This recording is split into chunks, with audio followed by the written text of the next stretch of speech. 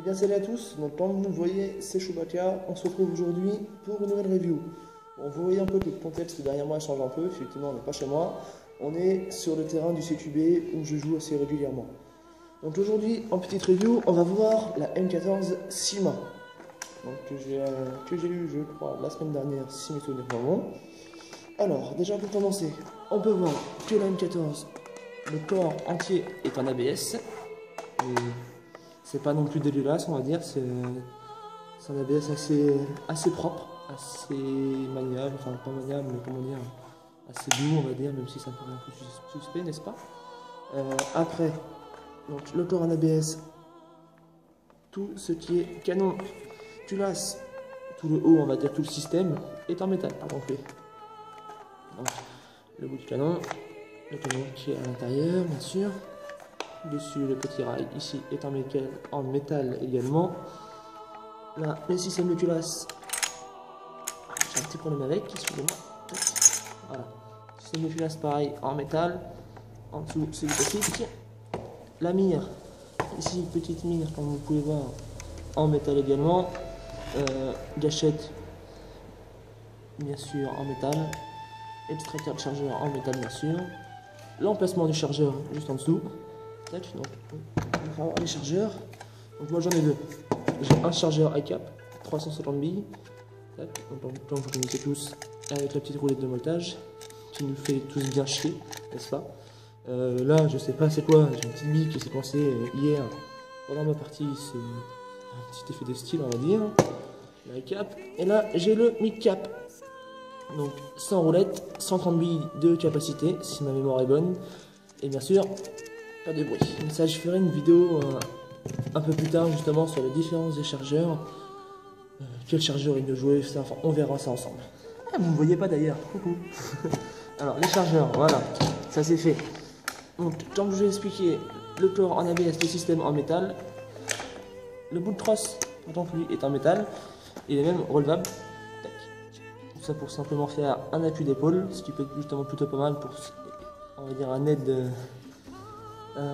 pour ceux qui n'ont pas trop de force, hein. Non, je plaisante. Ça peut être beau, ça peut être utile.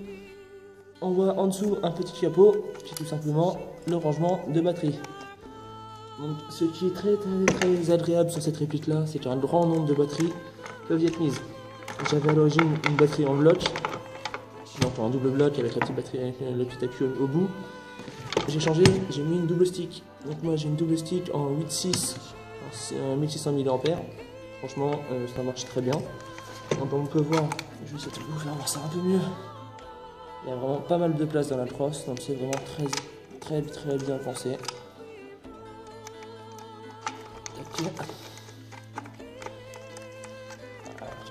Très bien pensé quand on regarde ce qu'on fait, bien sûr. Il ne faut jamais faire ça à l'aveugle. Hein. Je suis en train de vous faire voir, c'est un coup à tout baiser. Voilà, simplement arclipsé, la batterie est mise, on rebaisse ça, parce que moi je m'en sers pas. Et la réplique est prête. En dessous, un petit attache sangle ici et un devant. Donc lui il est amovible, lui non. Allez savoir pourquoi, moi franchement je n'en sais rien. Ce qu'on peut dire dessus sinon, au bout du canon, pareil, nous voyons, on va faire voir ça comme ça. Voilà, l'autre petite mire, justement pour ajuster avec celle-ci. C'est plutôt logique pour viser. En bout, ils ont fait comme un petit cache-flamme un peu percé, ça donne un petit effet de style sympathique. Avec normalement, si je ne me trompe pas, l'embout dévissable pour pouvoir y mettre un silencieux. J'aurais dû voir ça avant. Non, j'ai dit une connerie d'ailleurs. Pour pouvoir le silencieux, il faut enlever le cache-flamme. Et il y a quand même, on voit ici un petit trou avec une petite vis qu'il faut tout simplement enlever. Donc, vous verrez par la suite, je vous ferai une petite photo de la fin d'upgrade de celle-ci. Je vais sûrement y rajouter un canon de précision et un silencieux. Pour l'instant, elle est toute d'origine, sauf les engrenages pour d'air qui ont été changés. Alors, dessus, également, de l'autre côté, nous voyons ici le sélecteur de tir. Donc, normalement, il y a une espèce de petite gâchette qui permet de régler. Moi, je ne l'ai plus, parce que savoir que j'ai eu l'occasion. Je ne l'ai plus, mais le safe marche très bien, le semi aussi. Et le mode rafale, donc l'auto également. Il faut simplement avoir un peu de force dans les doigts et tourner assez fort. Mais moi je m'en fous, vu que celle-ci est à l'origine une anti-snipe. je reste en semi. Alors, je pense que le niveau esthétique, on a fait le tour. Non, je dis une bêtise. Ici, il y a deux petits trous. Là et là. Ici. Donc ces deux petits trous là, ça renvoie tout simplement à rajouter par-dessus un petit rail. Que je mets également ici, avec ma lunette prémontée parce que j'ai pas envie de la dérégler. Donc le petit rail. Comme on voit, petit rail qui se met sur le côté de la réplique. Grâce à ces deux petites vis là. Donc normalement ici j'ai la même, mais j'ai dû l'oublier chez moi. Eh oui, que voulez-vous, j'ai pas tout le temps la tête à ce que je fais malheureusement. Donc tu viens tout simplement se mettre sur la réplique. Comme, alors attendez que je vois, tac. Comme, excusez-moi, hein. On ne voit pas grand chose ici.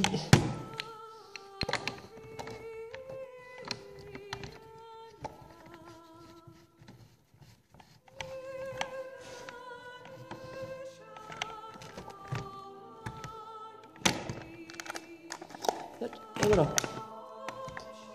Voilà, ça va comme ceci. Juste à visser.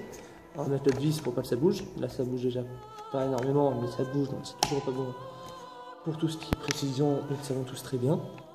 Pour qu'une lunette soit vraiment précise, il faut aucun jeu. Là c'est vraiment minime. En mettant la deuxième vis, ça ne bouge absolument pas. Donc le petit rat qui se met comme ceci, on voit que ça donne une gueule assez sympathique avec la lunette. Voilà. Donc, franchement j'apprécie. Ici. Alors on va voir le rail de l'autre côté ce qu'il donne.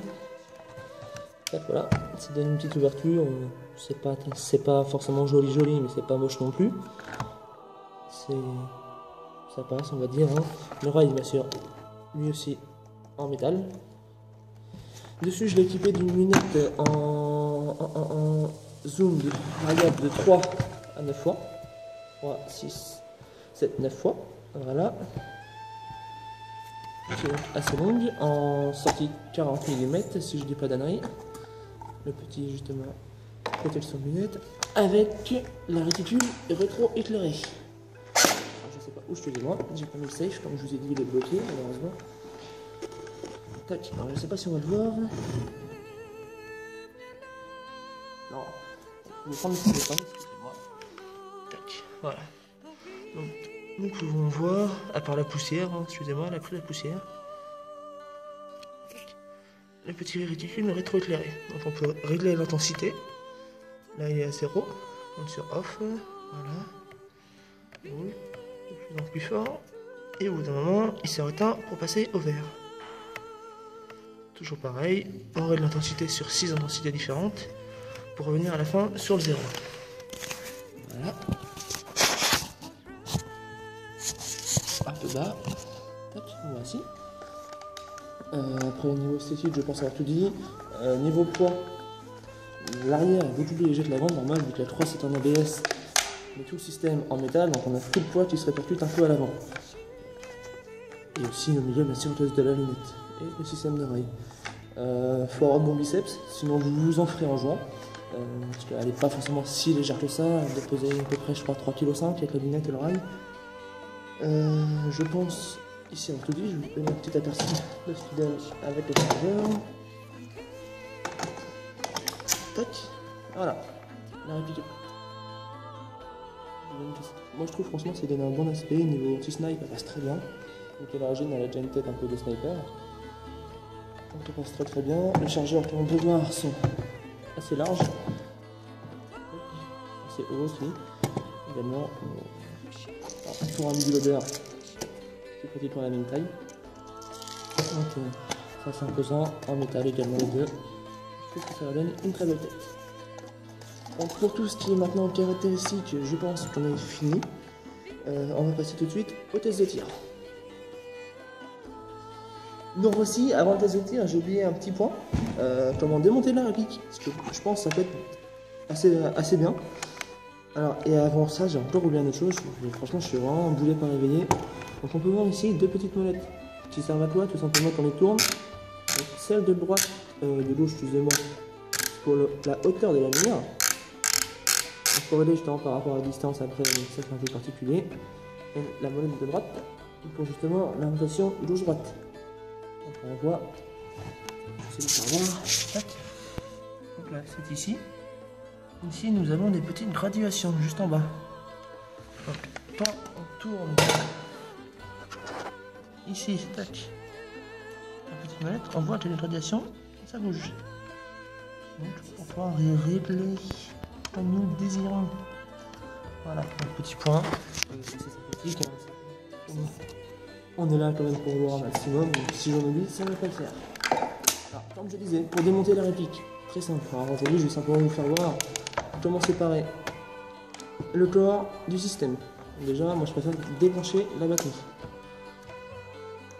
Non, d'ailleurs, la batterie, je vais la laisser parce que je ne vais pas la séparer entièrement. Donc, simplement, on met la réplique à l'envers. On a simplement besoin de choper le garde d'échelle, je ne sais plus son nom, excusez-moi, à l'arrière et de tirer. D'ici, normalement, simplement le système se remonte. Moi j'étais un peu trop fort. Donc on a simplement à tirer pour avoir tout le système justement d'attache. De là, le 3 quarts du travail est fini. J'ai la réplique ne tient pratiquement qu'avec ça. On a simplement besoin. Je sais pas facile, je suis pas très prêt. De pousser un peu la réplique. On lève le canon. Et on pousse tranquillement, sans forcer comme une botte. Voilà. D'ici, on voit le système donc, de la gearbox du M14 avec le moteur. À l'intérieur, ici, je ne vais pas chaussée, c'est toutes les plates avec la déchette, le piston qui est ici, vous cherchez, excusez-moi, et là, le fameux sélecteur de tir. Donc, un petit bout de plastique là, c'est simplement le sélecteur de tir. Donc pour remonter, même principe, on fait la même chose en marche arrière, c'est-à-dire on remet le moteur en faisant bien attention au câblage. Si on voit qu'il y a une résistance, on ne force pas, surtout pas.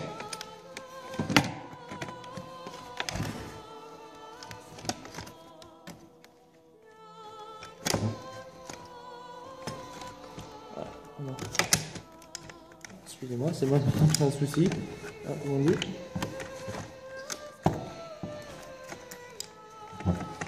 Voilà, c'est de là que vient le problème effectivement de la batterie. Donc le câblage a dû se mettre entre le moteur et le corps de la réplique, ce qui est donc fait une opposition. Donc, ce qu'on fait dans ce cas-là, on ne panique pas. On retire simplement la batterie. Tac. Voilà, en faisant bien attention à ça, vous voyez, ça peut être dangereux. Donc, on débranche la batterie, toujours. Attention, c'est moi qui ai fait avant, excusez-moi. Voilà, on tend bien le fil, comme ça on peut voir que le corps rentre nickel dans le corps.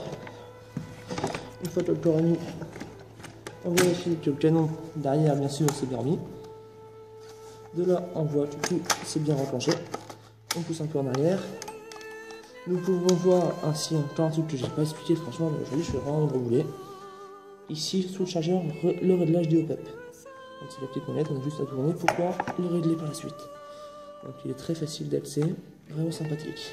Donc une fois qu'on a bien remis le corps, que rien ne gêne, excusez-moi, c'est bien mis, on le remet à l'envers, on fait attention de bien tout tenir, on prend la petite attache, on l'ouvre, sur le côté ici, on voit deux petites pattes. Les petites pattes vont tout simplement rentrer dans ces orifices ici.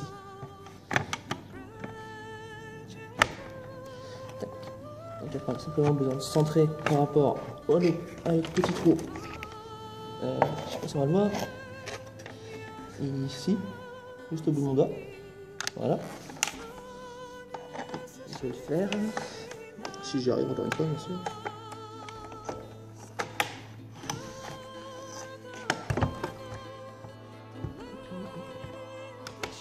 Voilà. Une fois que le système est remis, on voit que par rien ne dépasse. On appuie simplement. Quand le clip s'est mis, la réplique est prête à repartir. Voilà, donc c'est tout bon, elle est mise en route. Maintenant on se retrouve pour le test de tir. Donc nous voilà pour le test de tir. Donc déjà lunette obligatoire.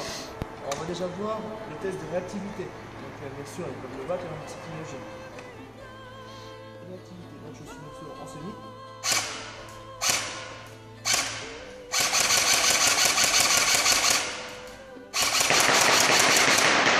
On voit droite, elle a une bonne réactivité. Le semi, franchement, je le trouve parfaitement parfait. J'ai rien à dire. J'ai pas de plantage de cabots ou quoi que ce soit. Alors ça fonctionne bien. Très rapide comme on peut voir. Je peux fusiller la gâchette dans ma foule. Le but fonctionne très bien. Donc voilà, test de l'activité fini. Maintenant, on va passer sur le test ici. Test à 10 mètres. Test à 15 mètres. Test à 20 mètres. Test à 25 mètres.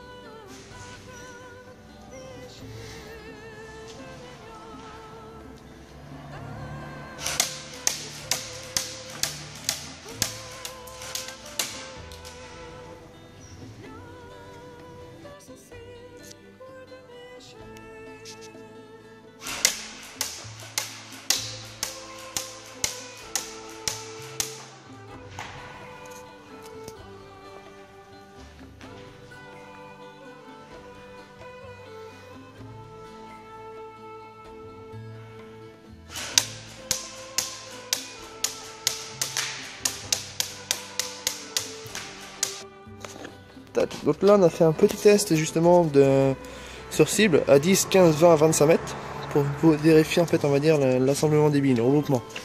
Donc sur 10 mètres on voit que ça reste assez raisonnable. Hein. Les cibles font à peu près une dizaine de centimètres chacune, donc c'est pas très grand non plus, hein, mais pas besoin d'être un tireur d'élite pour avoir ça. Donc on voit que j'ai réussi quand même à mettre une juste au milieu, c'est plutôt pas mal. Donc 10 mètres on va dire assez satisfaisant. 15 mètres, c'est devenu déjà un peu plus problématique. Là, j'en ai une seule sur la cible. Et après, un peu partout. Mais après, tout dépend également du tireur. 20 mètres. Donc là, pareil, je suis toujours sur la feuille. Donc les billes sont assez regroupées, on va dire. Hein, sur le même côté. À part une ou deux, ici et ici, qui sont un peu dans les choux. Mais le reste quand même, on va dire, pas très négligeable. Enfin, comme vous voulez. Là, à 25 mètres, donc j'étais quand même assez choqué. C'est à 25 mètres que je suis le plus précis. Donc on peut voir également un beau regroupement de billes au milieu de la cible. Mais après, un peu n'importe où. Voilà. Mais comme j'ai expliqué, c'est pas forcément au-dessus de la réplique, vu que j'avais pas de stabilisation, c'était un peu au lever de bras. Donc c'est un peu normal que ce soit pas forcément tout bien d'une pareille, hein, on va expliquer ça en bonne française. Donc voilà. Donc voilà, la petite review de la M14 Sigma prend fin. Donc conclusion, pour moi ça peut être une très bonne réplique. Avec quelques petits upgrades, excusez-moi, ça peut devenir un beau petit monstre. Déjà franchement, vu le test sur bouteille, je pense que c'est plutôt pas mal. À part les 25 mètres, il me fallait de billes, mais ça reste quand même assez propre on va dire. Donc cette vidéo, comme je l'ai expliqué, touche à sa fin. Un petit mot de conclusion, je dirais big up à Joe de Marseille.